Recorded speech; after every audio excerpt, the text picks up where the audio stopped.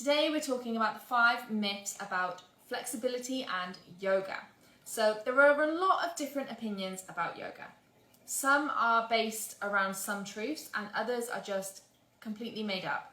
I want to cover the 5 main myths that I hear a lot, so it doesn't put you off this amazing life-changing practice that has helped so many people. Yoga has literally changed lives. It's helped people battle depression, it's helped them become physically well, and helped them to feel more mobile and able to live a better life because of that. You can even just Google this, like just type in Google life-changing yoga, and some of the videos that come up are so incredibly inspiring. Some people that couldn't walk that have practiced and now they can walk. Some people that have battled lifelong diseases and are suddenly okay. I'm not saying that yoga cures all, but some of these stories are absolutely incredible, so go and check them out if you haven't. So I focus on flexibility a lot because it didn't come easy to me, and I had to work extremely hard, and I still do. And even with my proof, you don't have to be flexible to do yoga. I still hear these myths coming up all the time. So here we go, let's get into the myths. The first myth, the first one, is that you have to have a certain body type to do yoga. Yes, Instagram and YouTube are filled with, I'm going to say this, the typical white, skinny, extremely flexible girls.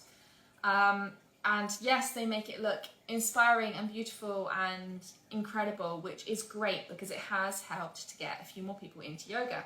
However, you do not have to be like that to do yoga. It's amazing how many times I hear, I'm too big to do yoga, I'm not flexible enough to do yoga. You know, all these things can get in the way. I've seen yoga classes with somebody who didn't have any legs. You know, you don't have to be a certain body type to do yoga. Yoga is all about your mind and focusing on your specific body. So it's not about what other people look like. It's all about you. You deal with what you have. I'm quite lucky. I've always been blessed with a smaller figure, but I was extremely inflexible when I first started yoga. And it's amazing the stereotype that comes with it. Like, everybody used to look at me and be like, oh, you do yoga, show me the splits then. And even now as a yoga teacher, I still get that. Oh, you must be so flexible. Oh, I wish I was as bendy as you, when they haven't even seen me practice, by the way. And after years and years of practicing my flexibility, yes, it's improving, but I am in a naturally tighter body. So I still can't do the splits. Yes, I might be able to if I practice religiously every single day, but for now, that's not in my practice, and I am a long way off. But this is why I love to help others, because maybe you are flexible, maybe you don't relate to this bit, but maybe there's something else that's holding you back that you can relate to, that's stopping you from doing the practice.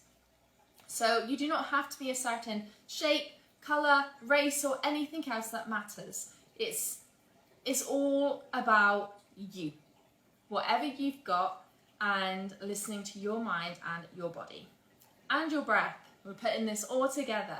So that's myth number 1. It really doesn't matter what type of body you've got, just come and do yoga. So the second myth I hear a lot is that you have to practice for years to see results. Now, first of all, what do they mean by results? Like, yes, physically your body may change and you may become more flexible, which, by the way, you can do in just 5 days, as I've said earlier about my flexibility challenge. So I'll leave a link, you can go and check that out. But yoga isn't just about the physical state. It's about your mindset. And for some, after just one class, it can drastically change their positivity and their life. But for others, yes, it can take years. It's not a yoga is going to take this long and then you're an expert at it. It doesn't work like that. Yoga is all about you and your body, and depending on the trauma and anything else that you've been through in your life, decides how long it's going to take for you to feel some sense of achievement. And again, It's not even about that. Yes, you can gain, you can improve on your poses, and you can suddenly be able to do the splits, or to do crow pose, or to do a full Ashtanga series without taking a break. Yes, of course, that's an achievement. That's good. But it's also about the mindset. And it can take years, or as I said, 5 minutes, just to change that positive mindset. Now, this stuff takes practice. This is why it's called a yoga practice. You don't just do it one day, go, oh, okay, I'm more positive, and that's it, and then you never practice again. It's a lifelong practice. You practice and you practice, because you find that with your life and everything that happens, you start kind of going back to the state you were before. You have to keep working at it. You have to keep working on your flexibility. You have to keep working on your mindset. So it doesn't take years. As I said, I do my flexibility challenge and I get people closer to their toes in 5 days, sometimes even just after the first class. So it doesn't have to take years. That being said, it is a lifelong practice, and we're always practicing, aren't we? We're always changing. As we grow up, we're not the same person we are now from when we were 20 years ago or 10 years ago, depending on how old you are listening to this. So we're constantly changing, and we constantly need to adapt things to go with that. So that's number 2. Number 3 is that yoga is all about stretching.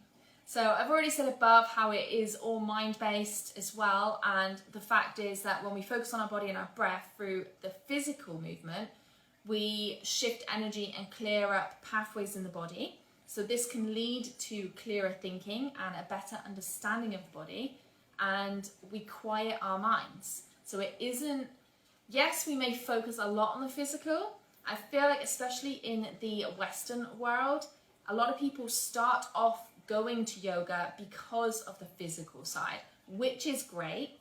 And then when we're doing the practice, we then see the effects it's having on our mind and our stress and our energy, and that's what keeps drawing us back in. The calmness, you want to keep recreating that feeling you get at the end of Shavasana when you're like so relaxed and peaceful. So we stretch the body in these movements to release the energy so that we can feel that relaxation at the end. Yoga is all about, I don't want to say is all about, okay, yoga originally is all about meditation. And the way that people were able to sit in meditation for such a long time is to move the body first to release the energy. So to release the energy so that they could sit there for a longer meditation. So yes, it does seem like when you first go to yoga class, it's all about the postures, it's all about the movement and the stretching. But there's a lot more deeper stuff going on. We focus so much on the breath and what poses that we are in, that we're pushing ourselves to do, that any other thought that comes in, it gets pushed out because we're so focused on what we're doing. A great thing to note here is that what goes on in your mind while you do your yoga practice usually comes up in your life as well. Like if you're trying to rush through your practice, like where else in your life are you trying to rush through things? It's just such a great thing to notice. So notice next time you're on the yoga mat, what thoughts are coming up, and notice, does this happen in my life as well? It's just a great thing to see. So that's number 3. Myth number 4 is that yoga is a religion. So there's a few places, I haven't seen anywhere I'm from in Plymouth, but a lot of places won't actually let yoga teachers teach in churches or church halls because they see it as a religion. So yoga came from the Eastern world. So a lot of people who practice yoga have a different religion to someone who is from the Western world. Just because a lot of people who do yoga are Hindus and, originated from India doesn't mean that yoga comes from a religion. Okay, so just because they, started it and might be Hindus, it doesn't mean that yoga is a religion. It doesn't mean that it's come from that. So yoga is all about the mind and the body. And yes, we do talk about some of the Hindu religion in yoga.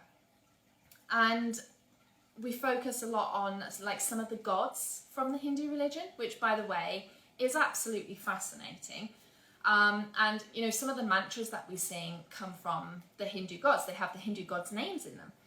But that doesn't mean that makes us religious. That doesn't mean, you know, for anybody watching this who is really religious, I apologise if I offend anybody. I am not religious in the slightest. And, you know, sometimes I might say, for God's sake. You know, it doesn't mean that I'm religious. It doesn't mean I believe in God or anything like that. It's just something that I say. So just because you say something or sing something that has a God's name in or anything like that, it doesn't make you religious. It doesn't make the practice religious. Now, it is great, obviously, if you are practicing yoga and you are religious and you can bring that into your own practice, then yes, great, do that. But yoga itself is not a religion. It's a practice. It's a thing to do. It's all about you, your mind, your body. So whatever you believe in, it's that. Okay? So I sing the mantras because they have a lovely meaning behind them. I will tell some of the yogic, like Hindu stories as well, because they also have a great meaning behind them. It doesn't mean that I'm a Hindu. It doesn't mean that I worship that. Just because something has a lovely meaning and, you know, something that you can bring into other people's mindsets to help them think a little bit more positively and to help bring light to other people, you know, I think that's a great thing to do. It's a great way to get your message across. So I'm going to finish number 4 by saying yoga is about you and it's not about anyone else, what anybody else thinks. You do you, focus on your body, your mind, and how you act. Because that is also what yoga is. It's how you act to yourself and how you act in the world. So a little bit of a controversial topic there, but wanted to get that one out there because that is a very big myth that I see quite a lot.